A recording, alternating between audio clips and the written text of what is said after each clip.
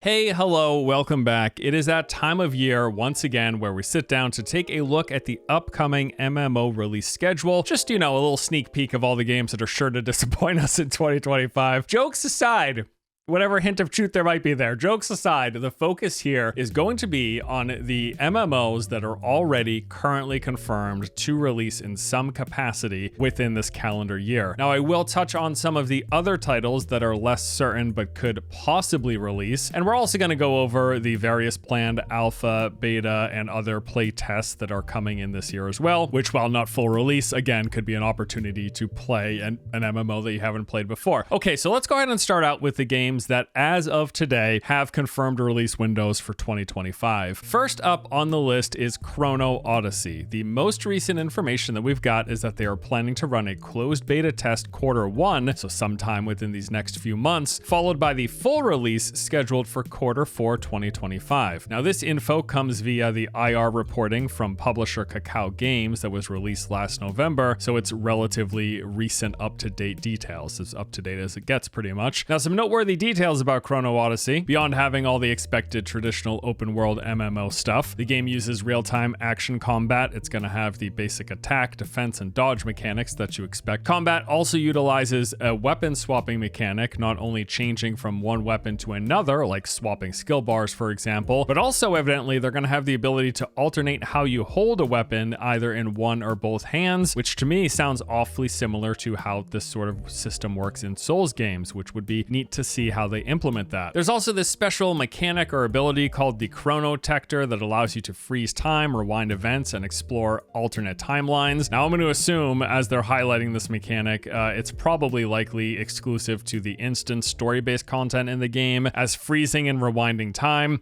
with other players around you just doesn't really make a lot of sense. It's highly unlikely, unless their sort of freeze and rewind time system is like similar to what mages have in WoW, where you start it and then it pulls you back like 5 or so seconds into the position, the health, and the mana that you had at that particular time. But regardless, Chrono Odyssey, we got 6 confirmed classes, each come with 2 particular weapons that they utilize. So there's the swordsman, who uses sword and shield as well as a greatsword. Paladins get the mace along with a tower shield and spear. The sorcerer uses a staff and spellbook. The berserker is dual axes and a great axe. The assassin, dual daggers and a rifle. And then finally the ranger, who utilizes a bow and rapier. Now, beyond that stuff, Chrono Odyssey also has and features random procedurally generated dungeons. They're going to have large-scale realm versus realm battles, open world seamless exploration between zones, open field world events that can be, quote, enjoyed by hundreds of players simultaneously. This will include things like world bosses, and they've also got weather and dynamic seasons, and the whole thing running on Unreal Engine 5. Now, this certainly is a pretty looking game from the small snippets of it that we've seen thus far, that is for sure. Of course, it is hard to judge much beyond the fact that it looks good, I would guess, aside from the fact that we should probably also expect the typical monetization seen from its publisher, Kakao Games, which is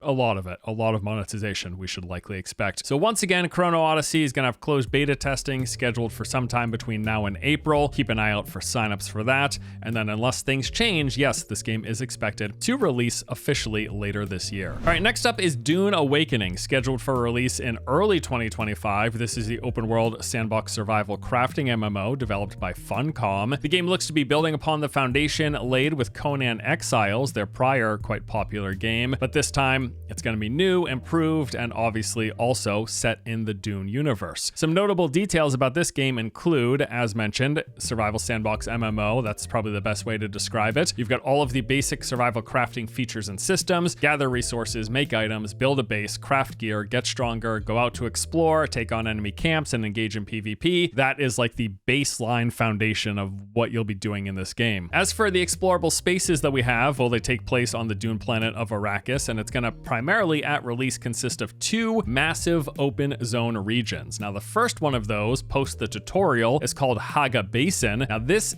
region alone is said to be larger than the entirety of their prior game, Conan Exiles. And Conan Exiles is a pretty big game, especially after all these years. Now, they say that Haga Basin is going to have somewhere in the vicinity of around 100 hours of content to play through, and then after that, the end game zone of the Deep Desert will become available, which is where the late game progression and large-scale PvP takes place. In terms of what sort of stuff that you're going to see in these open zones, well, you've got a variety of points of interest, public events, and content types. These include enemy strongholds, these large, elaborate bases, camps, and ruins, things along those lines. These will be full of enemies. You go in, you clear them out using a mixture of ranged, melee, and spells and abilities, depending on your class and build setup. After doing so, collecting valuable loot and resources in the process. You've got the desert testing stations. This is basically their take on public dungeons. These are predominantly underground areas that come in a variety of biomes, and while these will be full of enemies, and many will even have some sort of a boss encounter at the end, they have said that the testing stations are more modeled after things like the shelters in Fallout or the dungeons in Skyrim, rather than what you would expect from a traditional MMO dungeon. What that means is you're going to be moving through halls, corridors, and rooms. There's going to be a lot of narrative woven into each of the locations, like you will find data pads and audio logs that give you information about the history of that area. And while bosses can be in these things, it's not going to be like MMO dungeon bosses. It's just going to be like tougher versions of like the basic enemies that you fight. There's also things like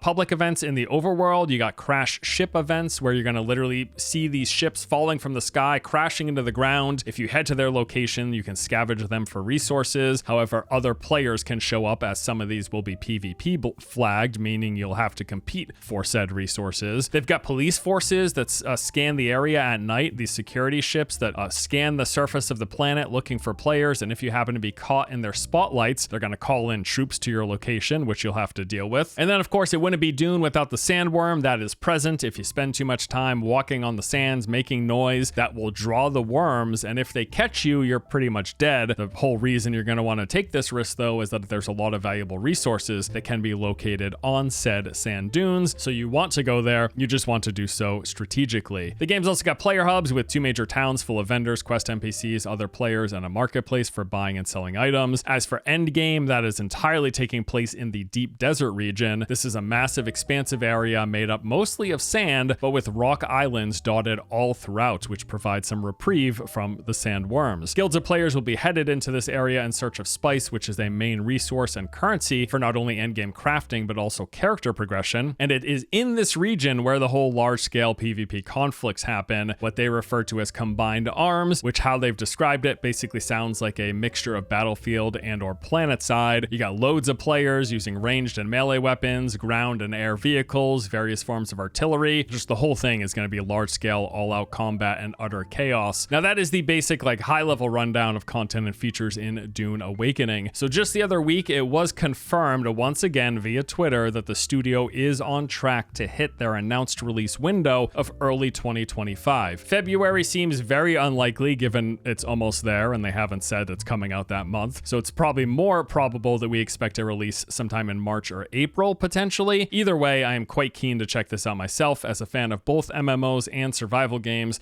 This one seems like a nice blending of those two. Looking forward to giving it a go. I also happen to know that prior to release, there is an ongoing beta test that's happening off in the background, which you can register for a chance to be invited over on their website. All right, before we continue on with the list, let's get a quick word from today's sponsor. Hold tight though, this is a good one. Today's video is sponsored by Warframe, the free-to-play sci-fi loot grinding game from Digital Extremes. I have played this quite a bit myself over the years and easily have a few hundred hours under my belt at this point. It's been one of those staple games that I come back to once or twice a year to check out what's new, and wouldn't you know it, they just so happened to recently get some new content with Warframe 1999. This update introduces the next cinematic quest line in Warframe's ever-growing ongoing story. You'll take on the mantle of Arthur Nightingale and blaze through the spectacular Y2K-era city-state of Holvania atop a turbocharged atomocycle, which is a brand new customizable vehicle you can ride around. Now, beyond experiencing the new story, you'll also battle new enemies, acquire powerful weapons, master a tactical new Warframe, and navigate relationships with both your fellow proto-frames and a mysterious visitor from the far future. There's also a new PvPvE mode in the game where 2 squads of Tenno compete against each other while fending off waves of Scaldra and infested enemies. So thanks again to Warframe for sponsoring this video. Be sure to check out the recent 1999 update yourself using the link below. There's also a demo available for the game for new players. And if you didn't know, Warframe is now also playable on the go, available on iOS devices and coming soon to Android. All right, let's get back into the upcoming MMOs for 2025. 2025. Next up, I wanted to tell you about Anvil Empires, which, while it doesn't fit the traditional mold of MMORPG, it is still quite interesting looking, and I think it will be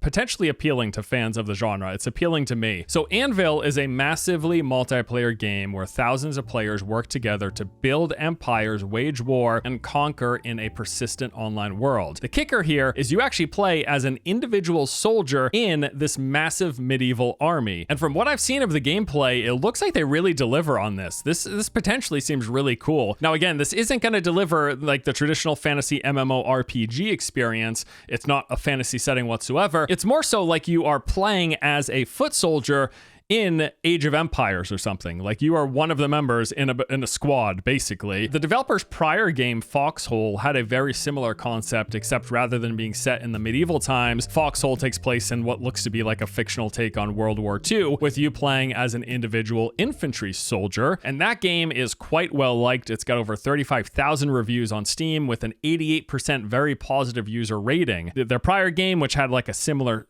formula, but set in a different setting, similar to this, and people seem to really like what they did. So as for their upcoming game, Anvil Empires, here's what we know. They say you'll take part in large-scale game of conquest that takes weeks to play out, wage war alongside thousands of players across one persistent online world. They've got custom server technology that enables up to 1,000 people to be fighting shoulder to shoulder in massive real-time melee battles. These battles organically instigated by the player base themselves. You will also build settlements and grow them from a small hamlet into large bustling towns, shared by hundreds of players, engaging in side activities like farming, hunting, husbandry, and more to support the upcoming war efforts. You can even trade with nearby player settlements. There's going to be a whole social economy here. Design and build these elaborate multi-level keeps and fortresses to help withstand from upcoming prolonged sieges. You're also going to have to do things like establish supply camps and logistic lines to keep your player armies well-fed, armed, and rested. And this whole thing further enhanced by the fact that the game supports in-game VoIP. You'll be chatting with your comrades fighting beside you. I mean, yeah, this really does look and sound pretty neat. So they've got pre-alpha tests currently underway, which you can request access directly via the Steam page. The access request will be visible at any points that they're looking for new applications, and when that goes away, they remove the button. But as of this recording right now, you can currently sign up to be invited to these tests, so check it out. In terms of the release date, from a recent FAQ, we learned that they are planning to launch via Steam Early Access this year in 2025, though the full 1.0 release of the game is likely a while off. You will be able to play this game later in the year. Also, I did want to mention another game, Fellowship, and while this by no means is a traditional MMO, it is absolutely modeled after the genre. This game basically is entirely focused on MMO-style dungeon runs. The short of it is, you pick from a variety of these pre-made characters, each with their own playstyle and skills, and then from there, you form a group, filling up all of the traditional MMO roles, and go into these MMO-like dungeons,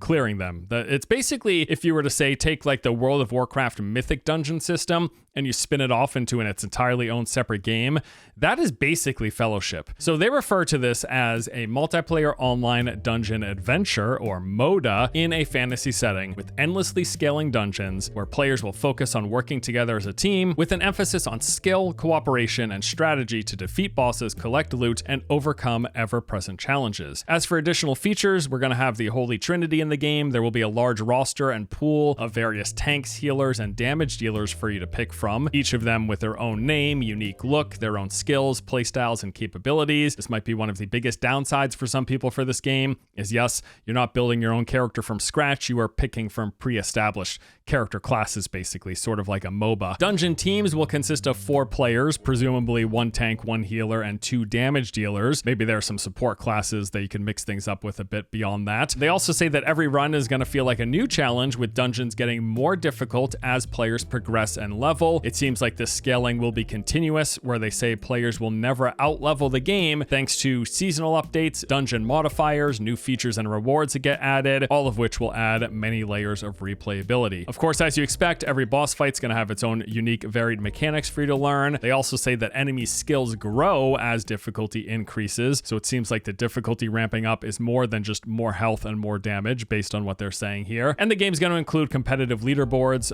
presuming here that they're going to be some sort of scoring or time-based ranking system for this. And yeah, pretty straightforward. Again, something that I think could appeal to the MMO crowd. It does appeal to me. Fellowship is currently slated to release in 2025 as of their latest announcement. I know that they've been running some limited time tests here and there as well. There's likely going to be more of these in the future, so keep an eye out for that. All right, so that covers all of the new MMOs or MMO adjacent games that are launching officially in 2025, but there's also going to be quite a few playable MMOs, with many of them getting some form of testing, either whether it's periodic testing or ongoing persistent tests that you can take part in. For starters, as you probably already know, Ashes of Creation currently has alpha testing underway, with them granting access to the first couple of early zones. Although neither of them are fully fleshed out, there is content there with some of the systems and features in place. Now, people have been playing this for a little over a month now, I believe, with a sort of a mixed reception from what I've seen online, with much of the critique basically boiling down to the fact that, yes, hey, it's an incomplete game. Not surprising, but people still paid money and they're saying, hey, I wish there was more there.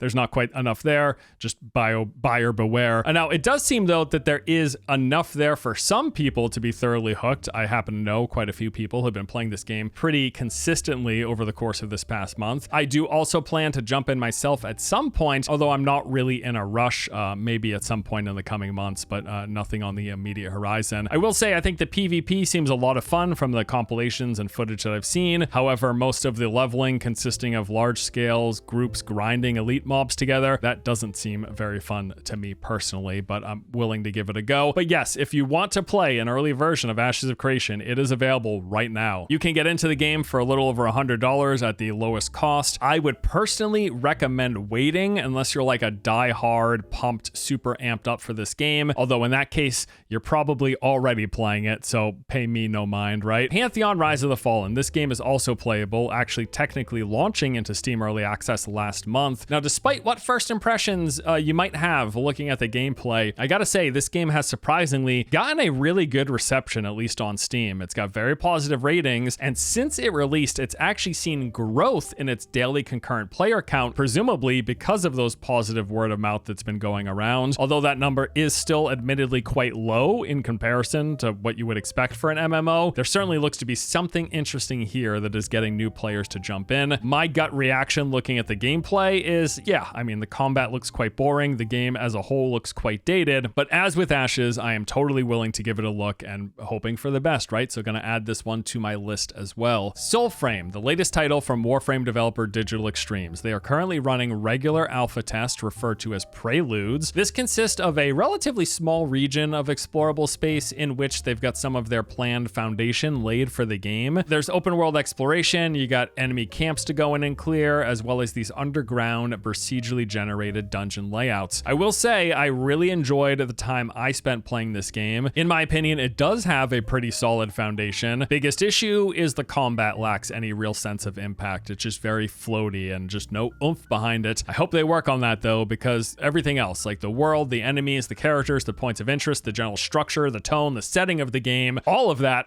I really, really like. So keeping my fingers crossed that they can give the gameplay a little more strong, solid feel to it, a strong sense of impact and reactivity from characters when you hit them, and the sounds and the animations and the spells all coming together to make a good feeling combat system. I hope they can do that, because beyond the combat feeling kind of floaty, everything else is like perfectly checks off all the boxes for me. You can register for Preludes testing over on their website. In my experience, there's probably a few days to a week's worth of content here if you really want to play through everything, explore the whole island, grind out some of the character progression, run the dungeon several times to get some upgrade materials, stuff like that. Yeah, it's definitely worth checking out, and I remain very hopeful for Soulframe. All right, one of my most anticipated upcoming MMOs, ArcheAge Chronicles. Now, this was originally slated to release in 2025. However, from that same Kakao Games report that gave us the release window for Chrono Odyssey, we also learned there that they had delayed the release of ArcheAge Chronicles, pushing it out into 2026.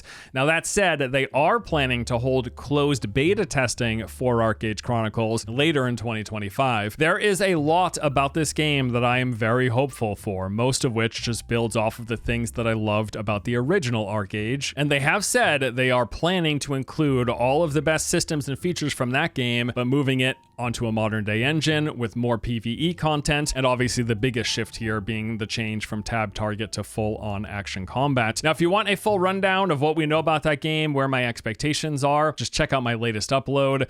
Yeah, this game is like at the top of my please don't screw this up badly with microtransactions list.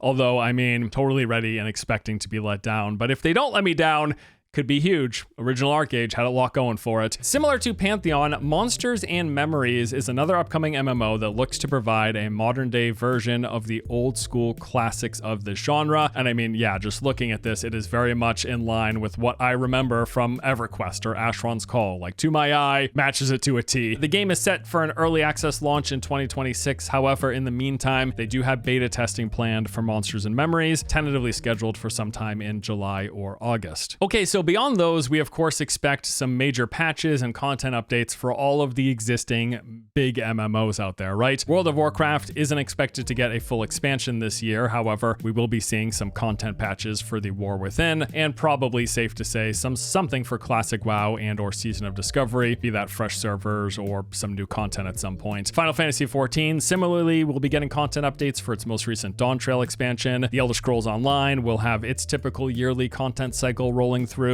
And Guild Wars 2, not too long ago, also adopted a similar model of having smaller but more frequent updates, which we expect to continue in 2025 as well. And of course, the list goes on, but yeah, any of the currently popular MMOs, they're going to keep getting updates throughout the course of the year, as they have for the past 5, 10, 15, 20 years in some cases. Now, there are some additional MMOs that do actually have confirmed releases for 2025. However, to be perfectly honest, each of these games either just looks downright terrible to me, or in some cases, some of them might just be outright shovelware. Ashfall, I played this in an earlier test, I think it was last year early on, and it was just really bad. Probably one of the most mobile game feeling PC ports I have ever seen. It was just incredibly basic, not terribly good, not terribly polished, not very fun, in my opinion anyways. I will probably play it again just out of morbid curiosity when it releases, but please don't expect much from Ashfall, because from what I've seen, there's not much there. Quinfall is in a similar category for me. This just looks pretty bad, to be honest with you, but would be happy to be surprised. Then we got some other games that I just don't know much about and couldn't find a lot of details on, including Eternal Tombs, Havenhold, and then there's this game Earth from Another Sun, which I wanted to put on here because it was on lists that I looked at, but from what I've seen in early research, looks like a blockchain NFT game, so probably best to write that one off, right? Oh, also, just wanted to briefly mention some of the in-development MMOs that we know of, but they're likely coming in 2026 or later. And with these ones, I'm talking about Perfect New World, Bellatores, Project Q from Lionheart Studios, which still doesn't have an official name, as well as Project LLL, which also isn't an official release name. Although at least for Project LLL, out of all those other games, we have seen a fair bit of gameplay for this one. It's like this open world looter shooter, which seems kind of cool, but in terms of concrete launch info, there's absolutely nothing. Like, we've got no expectations. So it's more likely than not that these games will not come out in 2025, but it is possible. Like, potentially in the coming months, we could get one or two of these that get release dates announcements for later in the year or middle way through the year. We'll just have to wait and see. But as of right now, don't expect any of those prior 4 games this year. And then there is the handful of anticipated MMOs that are just absolutely no way in hell coming out in 2025, and probably not 2026 either. Way off in the distance. I'm talking about Zenimax Online Studios, the creators of ESO. We know that they have had a brand new MMO in development for something like 7 years now. Now, I do actually think there's a fair chance we could get a reveal of this one,